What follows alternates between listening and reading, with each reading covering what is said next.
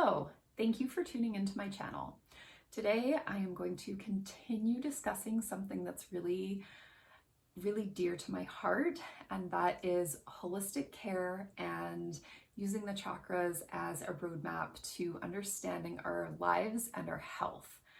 So I've titled this chat, Chakras, Your Nervous System and Science. I see a lot of people who have ongoing pain. We know there are a lot of people in the world who have ongoing pain. And really interestingly, I have in my brain aligned people who have ongoing pain with people who feel really stuck emotionally and have a lot of emotional pain.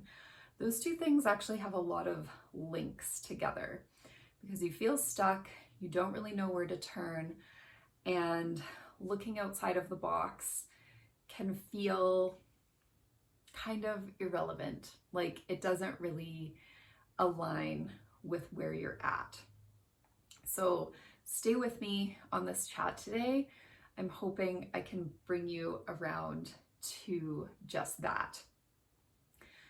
So when you are stuck and you're looking for help, chakras and things like Eastern philosophy can feel really easy to dismiss. Just like they're woo-woo, they're not realistic, and they don't have roots in science, so they aren't something worth exploring. But they are rooted in science.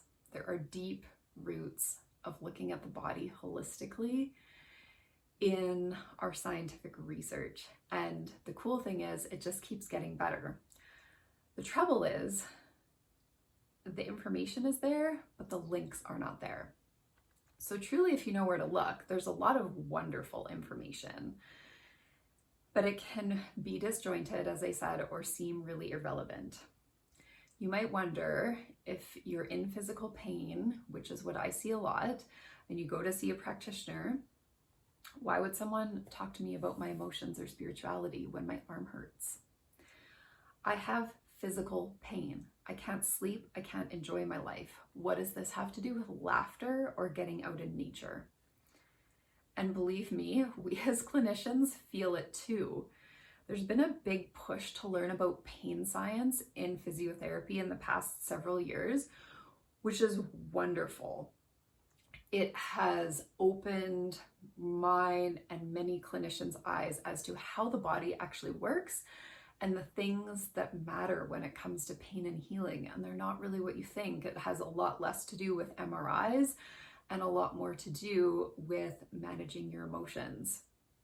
But that's really hard to put forth in a medical system where the emphasis is placed on the MRIs. And when you're with a patient, as I have felt many times, this kind of interaction can feel out of context, or it can feel really dismissive.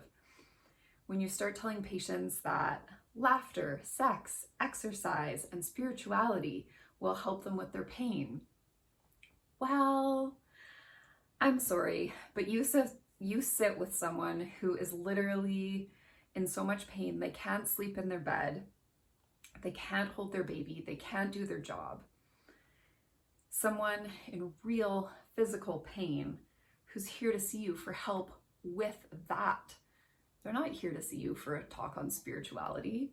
You talk to them about laughing and sex, they might storm out on you, or at the very least, they might just never come back. What we're missing are the links, the connections, the why does this matter? Because I assure you it does, but it's all in the way it's understood and presented. I'll never forget the time I listened to a Brené Brown podcast, surprisingly difficult to say, with the Nagoski sisters. One of them was suffering from extreme burnout, and she ended up in the hospital. She felt like she was dying. She was in extreme physical distress, like enough that they took her seriously enough to put her in the hospital. But they ran every test, nothing. Medically, she was fine. She was not fine. But to make a long story very, very short, guess how she got away from feeling like she was dying? She set boundaries. She learned how to acknowledge her emotions. She learned how to process her emotions, and she did this over and over again. You guys, this woman is far from alone. I have met so many of you who have fallen through the cracks of the medical system because we don't know how to link the rich information that we have and present it to you in a way that makes sense. This is why I love the chakras. They offer us a philosophy to link mind, body, and spirit, and this is backed by science. Your mind is your nervous system, and your nervous system runs throughout your body. When you get scared, your heart beats faster. When you feel sad, that can physically cause you pain. When you believe you will be okay, you are calmed. Calm truly does help to decrease pain. Your nervous system is more relaxed and the alarm bells are going off less. We know these things, and scientific research continues to support them every day. So chakras aren't woo-woo. They're an elegant way to know and care for yourself and to have a better idea of when and who to ask for help. Coming up, I am going to do a brief rundown of each chakra and how it relates to your health. It will be short and sweet, but it will give you a little taste of how this can be applicable in each situation. And you'll probably find that you identify with certain chakras more than others, or notice that certain chakras are maybe off-putting to you or you don't want to learn about them. But just try to have an open mind and let me know if you have any questions about this or if any other curiosities. It's new, but it's not new. It's something that is really needed. And this of course is how change happens, right? Like I was saying, the discussion to this point has been quite disjointed, which is fine. It's new to all of us. But when we bring it together in a way that's holistic and backed by science and more known and more talked about, everybody is going to benefit from that.